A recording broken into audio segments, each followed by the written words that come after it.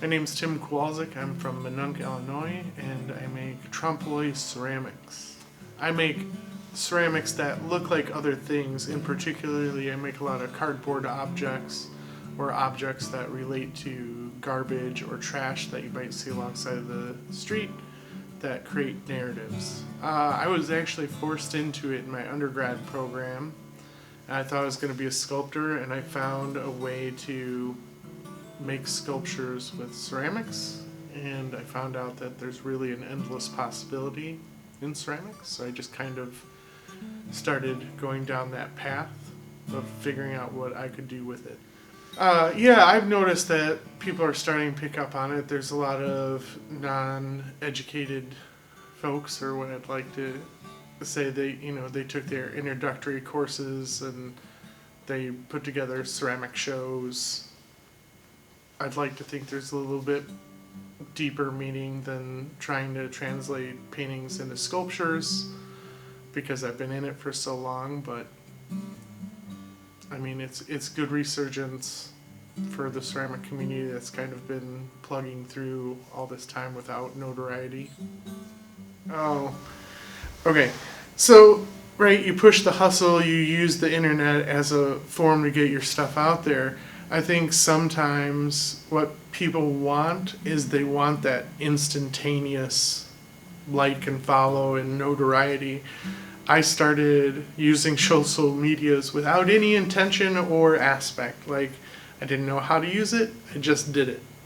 And that's how I continue to do it. Like last night, for instance, it was 10:30, my alarm went off, I went down to my studio and I said, what did I do today? What can I use as something to put out there? Sometimes it's silly stuff, sometimes it's, making fun of a friend, sometimes it's just about what shows are coming up, but it's just another tool to push out.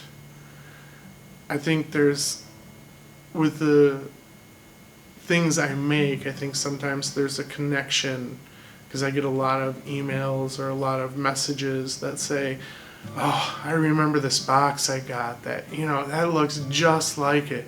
It came in, it was so dented, but it had this really nice fold in it, or this really nice crease. And I'm like, right? And I'm like, oh, you should see the image banks I have of like looking through cardboard boxes to find just the right one, just the right move to say, oh, that fell on the corner out of the back of the truck, or that got hit by so-and-so.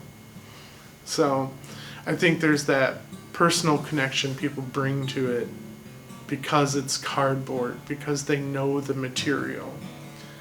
I've seen all aspects. I've seen the people that are like, well, that can't possibly be ceramic. And I've seen the people that do the tap it in the gallery. I've seen people kick my work across gallery floors because it was displayed on there. I've seen people flick things off of walls. Like, there is that there's no way this is possibly what you're telling me it is. They don't want to believe the title card. They don't want to believe the show title that it's in, right? Like the show I'm in now here. But there's this thing of unfamiliarity with the viewer, but then they can't comprehend how that is then not what they're looking at, and that it's made of this other material. Well, right, there's an article I always quote, and everybody makes fun of me, or not article, book, it's a Simulation and Simulacra. The map of the territory is only a map until the map takes on the same attributes and scale as the territory. Once it takes on the same attributes and scale as the territory, it's no longer a map, it's just the territory. Right? And it's the same thing I try to do. I don't try to, make anything that's off scale. I don't try to make anything that's off color.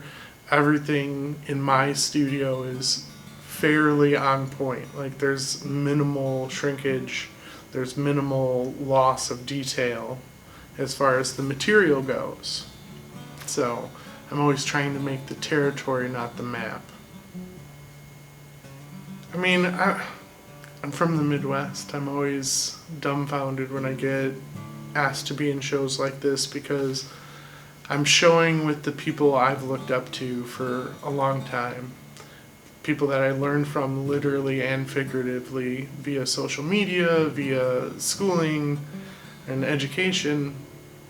And when I get asked to be put in some of these shows, I understand that I have a craft. I'm not going to say I'm the best at it.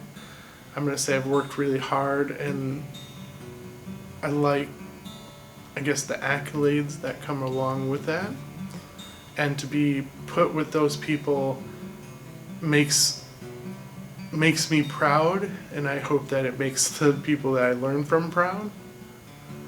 So to be shown with them is kind of like a feather in the cap, as it were, right?